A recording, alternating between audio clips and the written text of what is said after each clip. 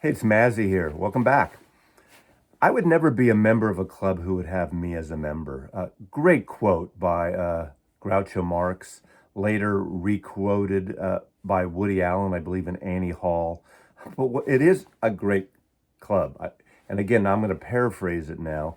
I would never be a member of a club who would have someone like me as a member. There's some truth to something like that, and it's just a wonderful quote. Well, this video is about Vinyl Me Please, VMP. I'll call it for the rest of the video, but I'll say one more time: Vinyl Me Please, a record club that started in 2013. Now, I have never been a member of VMP.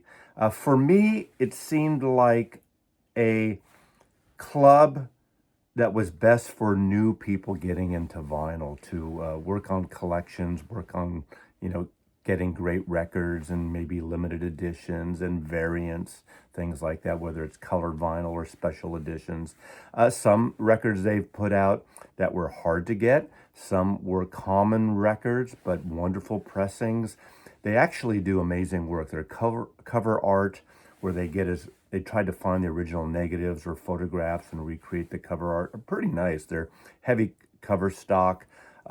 Sometimes I think personally they get overdone with their color variants, but my guess is that's some of the licensing things they have. They have to do a variant to make it different. Also, there are collectors into the color vinyl and splatter effects. I want to show my collection here. Now, again, as I said, I've never been a member, but if you don't know the history of Vinyl Me Please, VMP, you don't have to be a member to buy everything, although memberships has their privileges and you get exclusive and you get first dibs. And if you're not a member and there's anything left, you pay maybe $5 to $10 more. And that's what I've done. Plus, I've gotten some of these titles, retailers that have spilled out. Maybe people have traded them in, resold them. And there's a batch here I'll end with that a friend of mine gifted me for my recent birthday because he had a lot of credit built up, and it was a very generous gift. Now, VMP is going through some growing pains. I won't get into details about the drama and the stuff going on, but there was a record plant that was being built, supposedly, partially. They were going to be partners in it, but there are certain owners and partners that were not legitimately doing it. I think it was more of a miscommunication of the way you open a business and partners using money from one business to another business. It seems somewhat innocent, but it's become a shit show. People have been let go, fired, and Vinyl Me Please is not going to use that plant. It's still not open, apparently. And they just had another controversy thing because they stopped after, I guess, the end of this year. They're not going to ship to and have memberships to places out of the country, to Europe, UK, and the continent because of shipping charges. And that is crazy. Now, I hope they honor people's credits. And to me, okay, let me just get this. I've looked into the VMP model and go to their website if you want to know more about it. It seems like such a shit show and a confusing mess to me. There are different genre categories. You have a primary genre. And again, I'm just off the top of my head, I'm probably not accurate, so you VMP people know more than I do, but rock and soul, classic rock, soul, international, classic jazz things. There's all these different things, but they do put some really wonderful, even collections out in box sets that are somewhat exclusive. And I've only got one bad Vinyl Me Please pressing and one damaged box from a partner in the set. And I'm going to go through my collection. I'm not going to get into the music, and this video is not specifically about the music because it's about Vinyl Me Please and the records I've gotten. Now, the first series of records I want to show is an artist that I adore, and her records were really hard to find on vinyl for many years. And only this past year, they started coming out into stores, and now they're issued.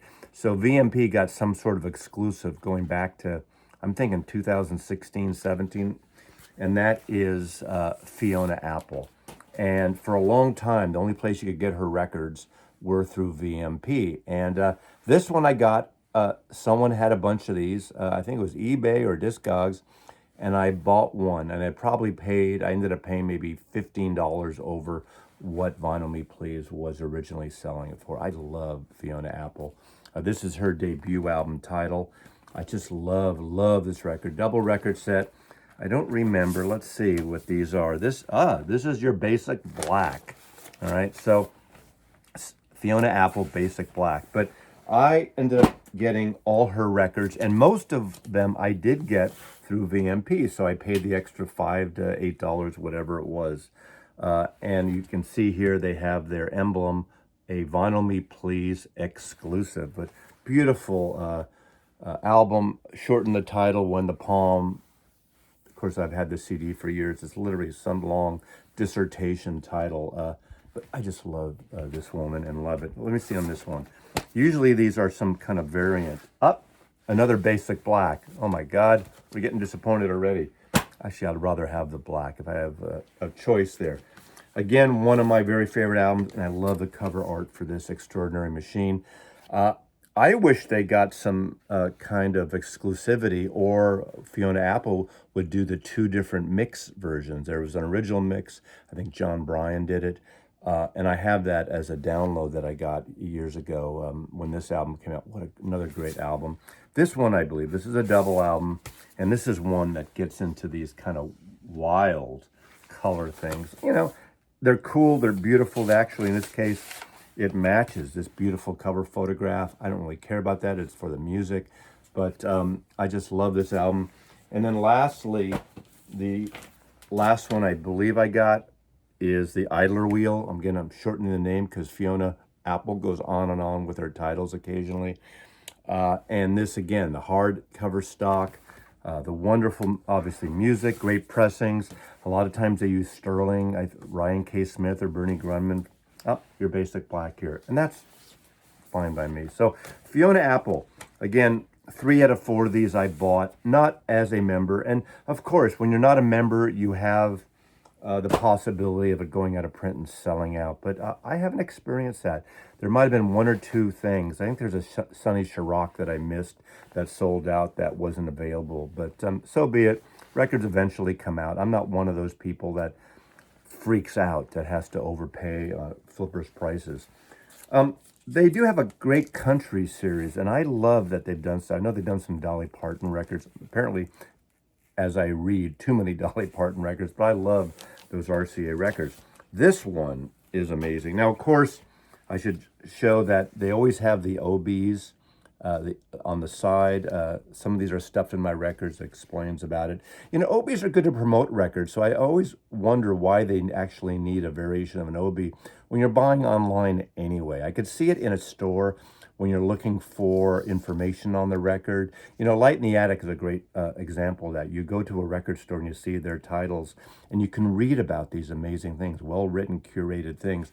That's a word I should have used. VMP is excellent at curating content and curating and coming up with suggesting to you. So I think the concept is wonderful. Again, for new people who don't know a lot of genres, this is a way to curate to you, introduce you to music that may be obvious to someone like me, but there's titles that I don't know about too. Some great jazz titles and avant, in a way, out there jazz things that I've seen. This is a record that I know of. I had on CD, and I just love this record.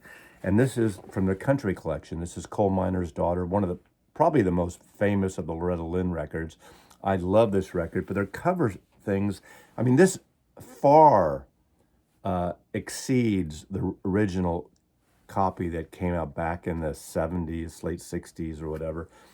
Cover stock, the embossed, the foil stamp type thing. Again, Vinyl Me Please Essentials. I don't know all their lingo about essentials versus limited. I mean, there's so many things. And again, this is not for me to educate you on Vinyl Me Please's categories. But this was originally on Decca. This is a beautiful kind of a deep blue record. This is a fantastic record. Also, a lot of the records will have, sometimes in this case, a limited edition print that comes with it, suitable for framing. So if I want a nice picture of Loretta Lynn in my bathroom or over my bed. I mean, this is quite nice on a thick, like watercolor paper. Wonderful, wonderful, wonderful. Good stuff. Quality stuff. Again, their records are quality creations and sound good. And usually the pressings are good. Now, this is one of my favorite albums I've had on CD. And when I heard this was coming out, this hadn't been available for many, many years on vinyl. And you know, someone will say you can always find a used copy original on vinyl if you look through it. Sure. But these are premium records. Now the prices used to be like $30 to $35 and $40 and $50. And again, I don't know all the subscription models. You pay more if you subscribe monthly. You pay less if you subscribe 6 months, and of course even less if you pay up front for the entire year. I don't like that idea of paying. I am not good at subscription models. I don't like it in vinyl. I want to buy when I want, when I'm hungry, when I want the music, that's when I want to buy.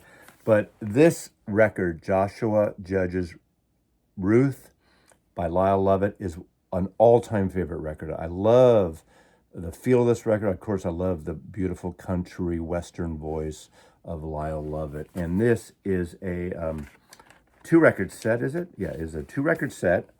VMP Country, so they have their, obviously their logo and content genre listed there. This is the only one that I bought from them, and I got a badly warped copy. And they just sent me another copy. I think I can't remember if I even sent a picture. They sent me another. I gave my warped copy, which was not great, to a friend, and she liked it, and it worked pretty much on her turntable.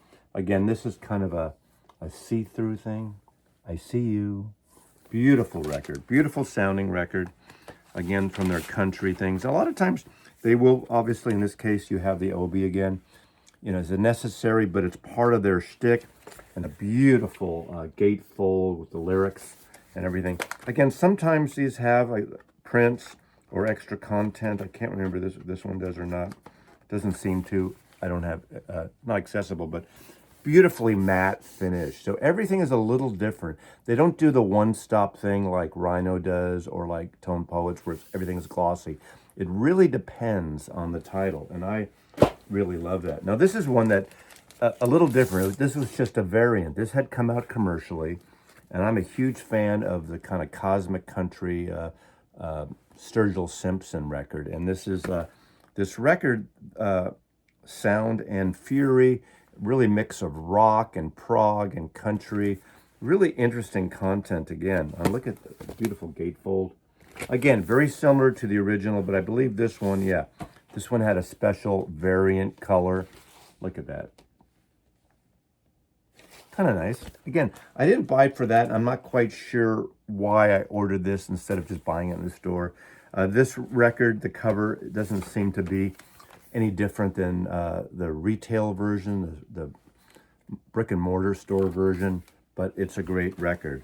Then I want to show, now there may be a few I'm missing. I didn't go through my entire collection, but I have 3 box sets, and what's great about them, they've done some great curations. I don't have all their box sets, but one of the great curated things that I think they repressed it once, so there's been 2 pressings, I believe, in this, and this is the story of Zamrock, this African music that kind of is like a psychedelic, funky thing that has a lot of records, and what they do, they will curate a series of great albums from that genre and put them in a box set, a collected box set. This is, I don't think my one, yeah, it is numbered.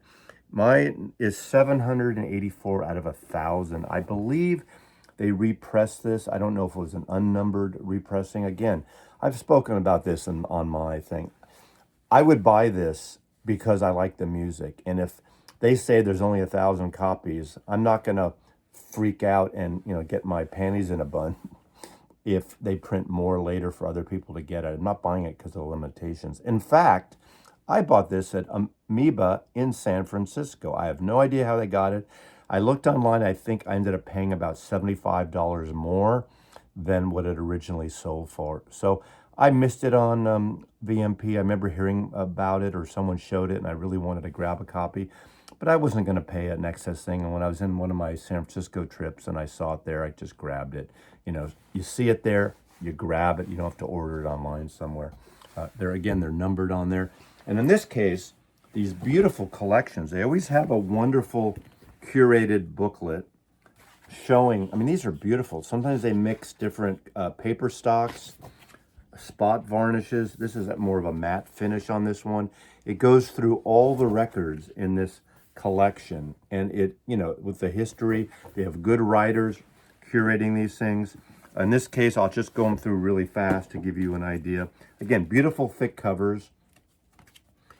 This is the kind of music I love too, because I'm a fan of one of the labels that I buy everything is Analog Africa, that has great things from the African continents as well as South and Central American music, archival things. But these are beautiful. This is called a VMP anthology there.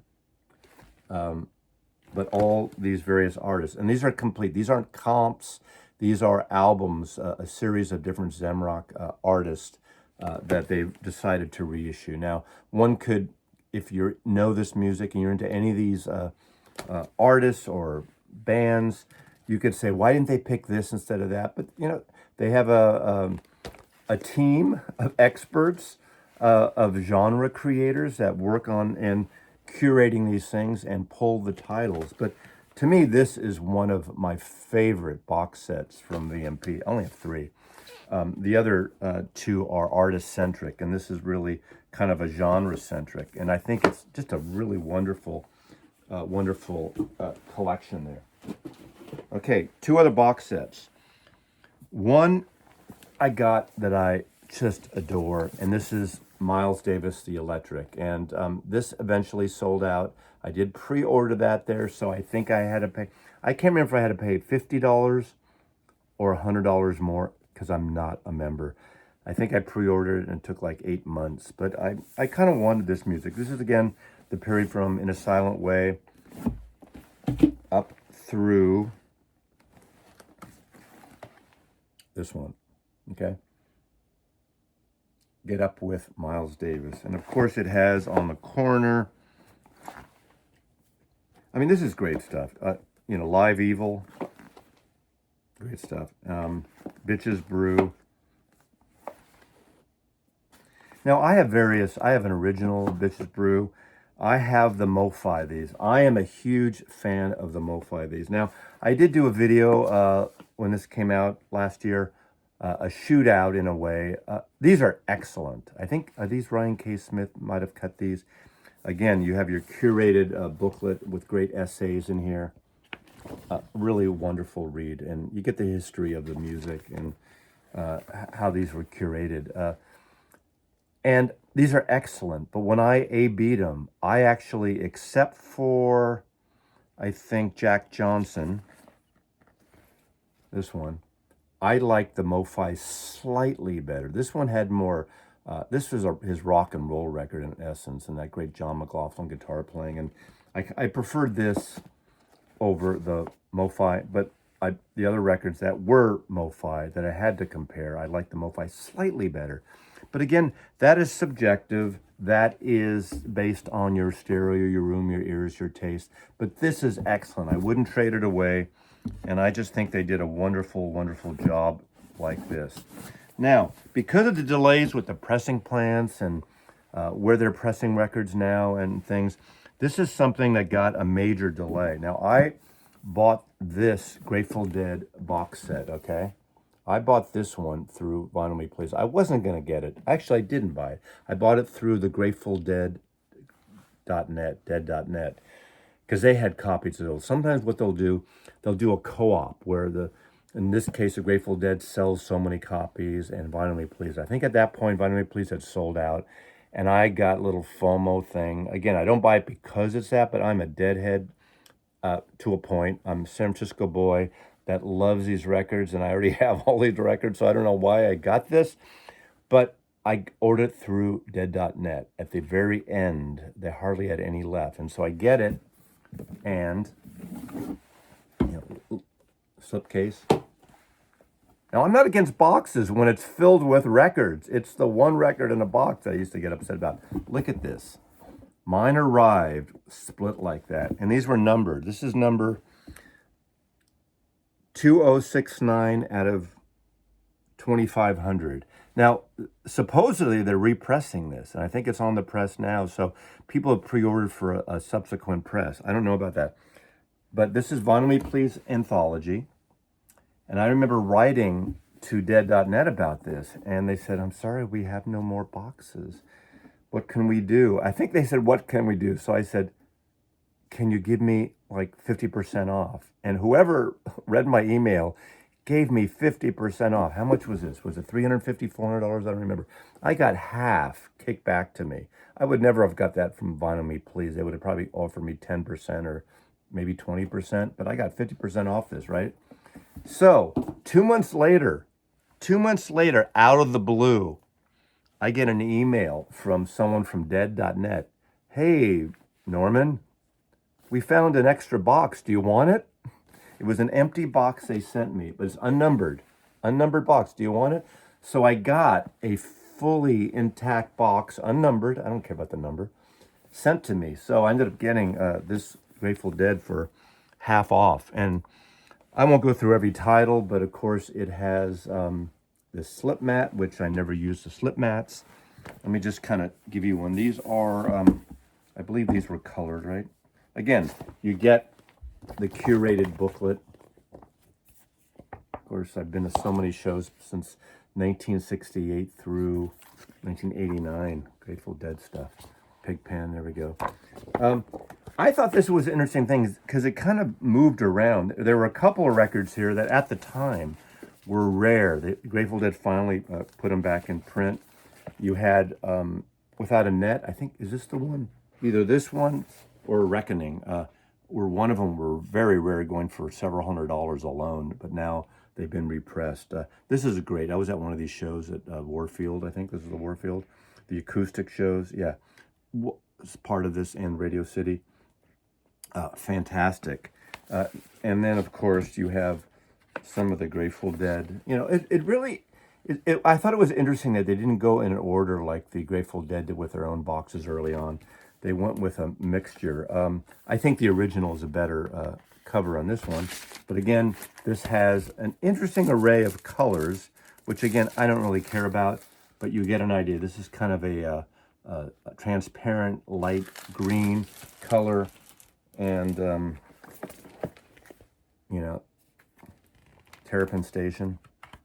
What's great about this is I have a copy that's banded for radio play, a promo copy, and so it's nice to have one that's not banded. In this case, you have a deeper green. I don't know if the colors are actually appropriate for every record here, but you get the idea here. So that's the Grateful Dead. In closing, this is a big in closing. My friend Paul, he has a channel, Baraka P. Dub, gave me a series of very generous Vinyl Me Please. He had extra credit and as a birthday gift. First of all, this is one that I just picked up before I get into Paul's. This is a record I've been trying to get, Dorothy Ashby's. This is the words of Omar Khayyam, and this is Rubaiyat, Dorothy Ashby. She has some jazz vocals on here, but a lot of it is very spiritual or harp playing. There's vibes on here. This is a beautiful, wonderful record. And Vinyl Me Please did a great job on this. Again, it sounds great, great cut.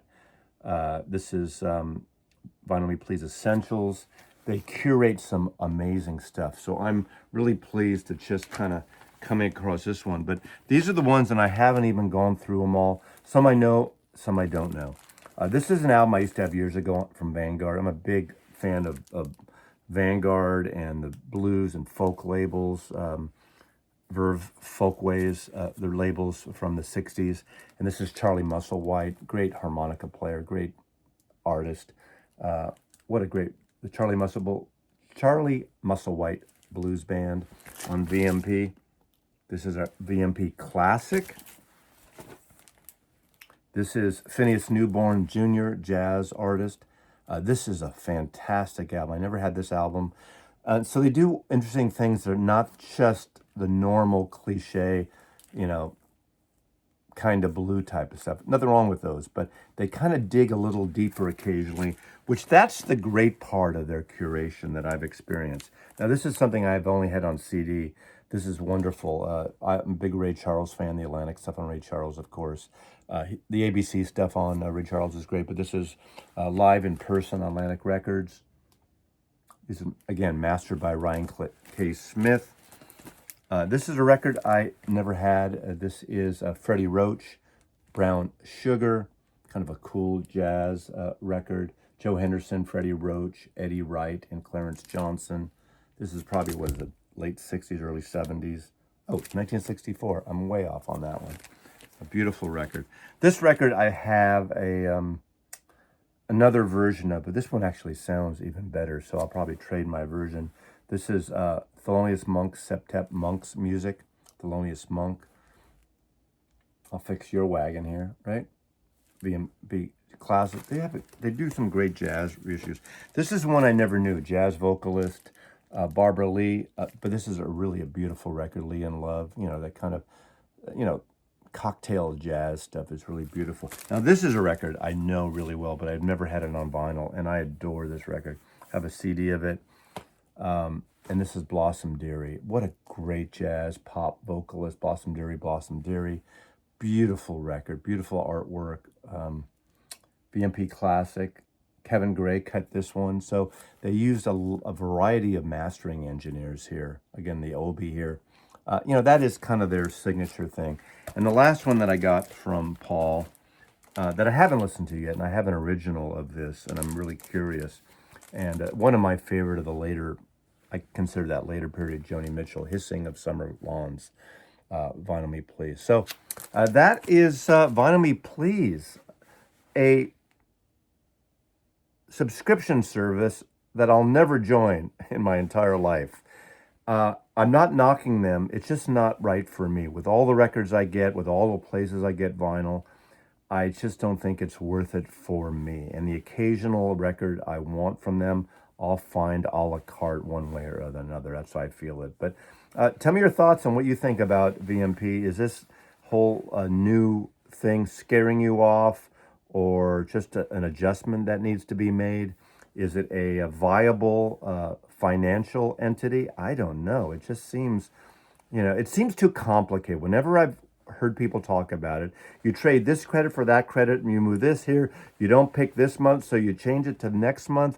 You hold on to 3 records, but you put them in a wish list. And if they have more, you wait and you buy it. And if you don't buy it, it rolls over to the next month.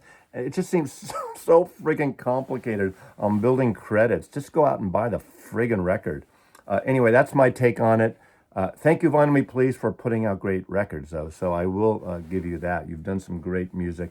And the group of people who are curating most of their stuff, I think, are pretty good. There's a couple of questionable things that show up every once in a while, but questionable for you or me might be wonderful and a grail for someone else. So thanks for watching. Mazzy loves you.